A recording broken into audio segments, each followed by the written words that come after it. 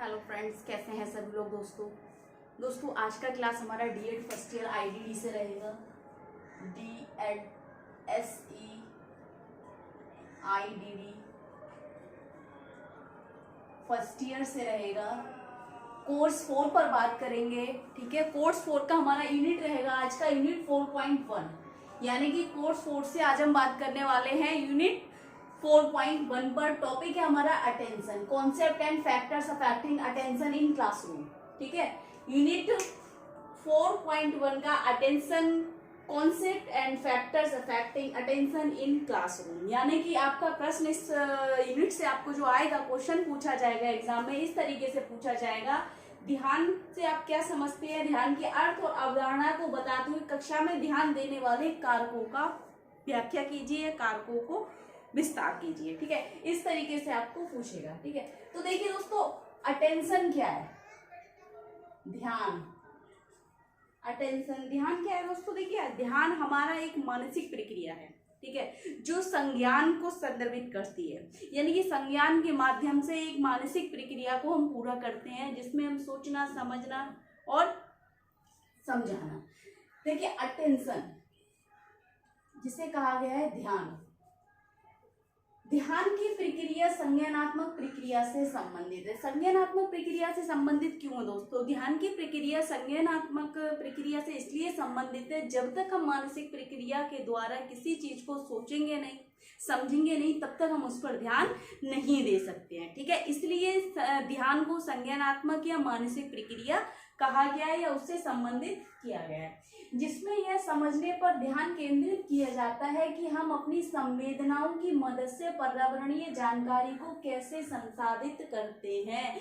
यानी कि वो कहने का मतलब ये है कि संज्ञानात्मक प्रक्रिया इसलिए कहा गया है, जो हमारा पर्यावरण है, यानी कि हमारे चारों तरफ का जो वातावरण है, उसके अंदर जो अंतरक्रिया हो रही है, हमारी संवेदनाएं उस अंतरक्रिया को समझने में मदद कर रही है। संवेदना हमारे आंख, नाक, कान, ये सारी चीजों से हम क्या कर रहे हैं, देख रहे हैं, समझ रहे हैं, सुन रहे हैं और फिर उस पर ध्यान दे रहे हैं, यानी कि ध्यान केंद्रित कर रहे हैं। ठीक है, ध्यान की प्रक्रिया में वांछित लक्ष्यों को पूरा करने के किसी विशिष्ट वस्तु, विषय, घटना को सुनने और उस पर ध्यान केंद्रित करने का कार्य शामिल है।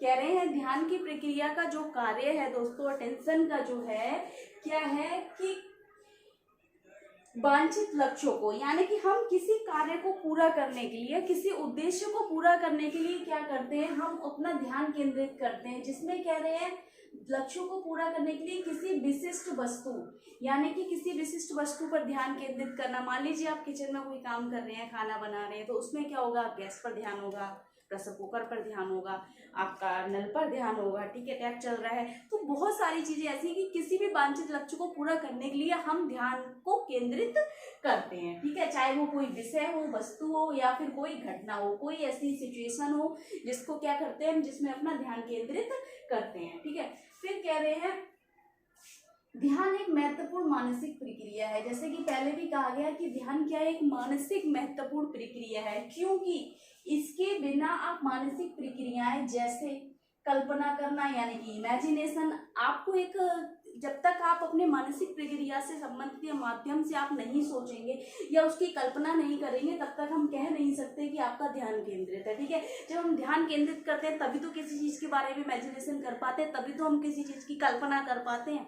ठीक है, तो दोस्तों क्या कहा जा रहा है कि जो एक ध्यान है, अटेंशन जो है, क्या है, अटेंशन एक कह रहे हैं मेंटली प्रोसेस है। ठीक है, तो वो क्यों कहा गया है, इसलिए कहा गया है कि मानसिक प्रक्रियाओं के बिना, ठीक है ना, मानसिक प्रक्रियाओं के बिना हम कुछ ऐसी क्रियाएं हैं जो नहीं कर पाते, जैसे इमेजिनेशन कहा गया है, कल्पना नहीं कर सकते, लर्निंग, तब तक हम सीख नहीं सकते, कल्पना करना सीखना हो गया, थिंकिंग आ गया, आपका सोच नहीं सकते आप उसके बिना। ठीक है, और अंडरस्टैंड भी नहीं कर सकते, समझ नहीं सकते, जब तक आप मानसिक प्रक्रिया के द्वारा ध्यान नहीं देते हैं। ठीक है, आदि ना तो संभव है और ना ही उपयोगी है, यानी कि इसके बिना ना तो ये संभव है मानसिक प्रक्रिया के द्वारा बिना ध्यान देना, और ना ही उपयोगी माना जाएगा। ठीक है, क्योंकि हम किसी भी चीज के बारे में तब तक नहीं सोच सकते जब तक हम अपना उस पर ध्यान केंद्रित नहीं करेंगे। समझ गए आपकी ध्यान क्या है या अटेंशन क्या है दोस्तों। अब इसकी बात आती है कि फैक्टर अफेक्टेड इन क्लासरूम। अब इसका क्या है कि कौन कौन से ऐसे कारक है कक्षा में जो ध्यान को केंद्रित करते हैं, या हम कह सकते हैं इसको क्या है, ध्यान देने वाले कारक, कक्षा में ध्यान देने वाले कारक, factor affecting in attention in classroom. अब यहाँ पर ये टॉपिक इसलिए हमको कराया गया है, इसलिए पढ़ाया गया है, आप एक स्पेशल एजुकेटर, आप किसी भी क्लास में जाते हैं स्पेशल नीड चिल्ड्रन के साथ अगर आप टीचिंग करते हैं तो उनको आप कैसे उनकी अटेंशन आप सीकिंग करेंगे, कैसे उनकी अटेंशन आप अपनी तरफ बढ़ाएंगे, या कैसे उनका ध्यान केंद्रित करेंगे अपनी टीचिंग पर, एक्टिविटी पर कैसे करेंगे। तो दोस्तों इसके दो फैक्टर है, जैसे कहा गया है, एक तो आंतरिक हो गया, इंटरनल हो गया, और एक हो गया बाह्य कारक यानी कि एक्सटर्नल कारक। ठीक है, तो आंतरिक कारक क्या है दोस्तों, देखिए आंतरिक, इंटरनल, देखिए आंतरिक कारक हम छात्रों को वस्तुनिष्ठ कारकों पर प्रतिक्रिया करने और गतिविधियों में संलग्न होने के लिए प्रोत्साहित करते हैं।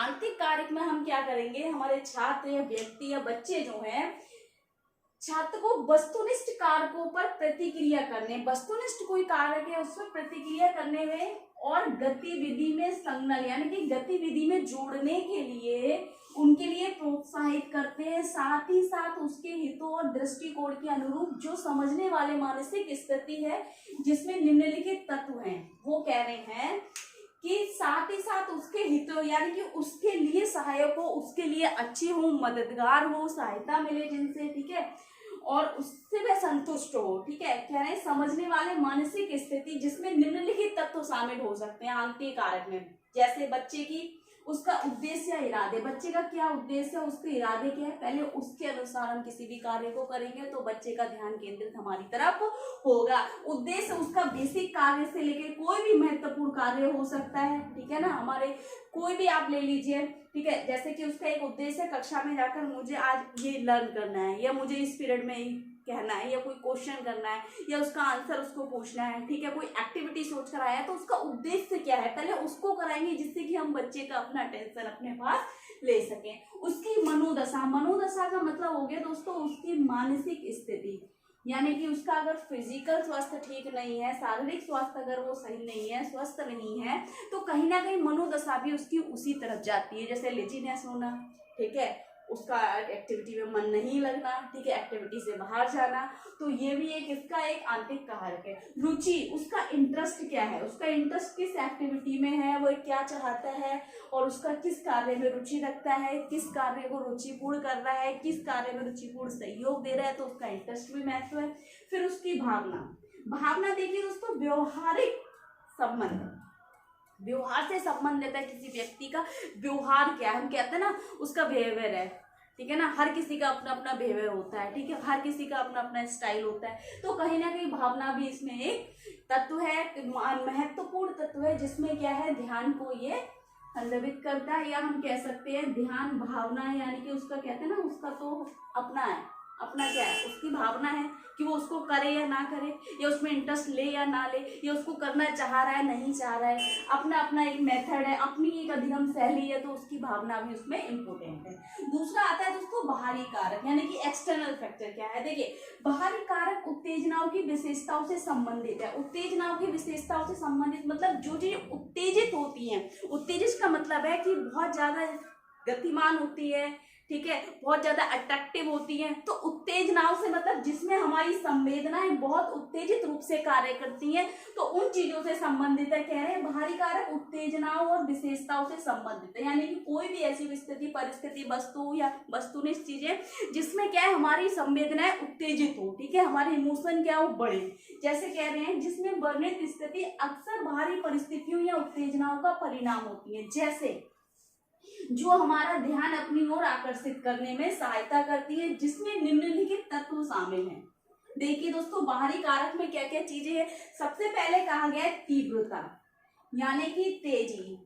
अब तीव्रता, जैसे कि अगर हम एग्जांपल के लिए बात करें, अगर कोई लाउड स्पीकर की आवाज बहुत ज्यादा तेज है, हम किसी भी कार्य को कर रहे हैं, अगर लाउड स्पीकर की आवाज सुनते हैं तो सबसे पहले हमारा माइंड कहाँ जाता है, उस लाउड स्पीकर की तरफ जाता है जो आवाज बहुत तेज आ रही है, क्योंकि वो तीव्र, उसकी आवाज क्या है तीव्र है, बहुत तेज है, इसलिए हमारा अटेंशन वहां जा रहा है और हमारी अटेंशन सीकिंग उधर हो रही है, ना कि अपने काम में हो रही है। तो तीव्रता एक ऐसा फैक्टर है जिससे हम कह सकते हैं कि ध्यान को केंद्रित या अपनी ओर खींचता है।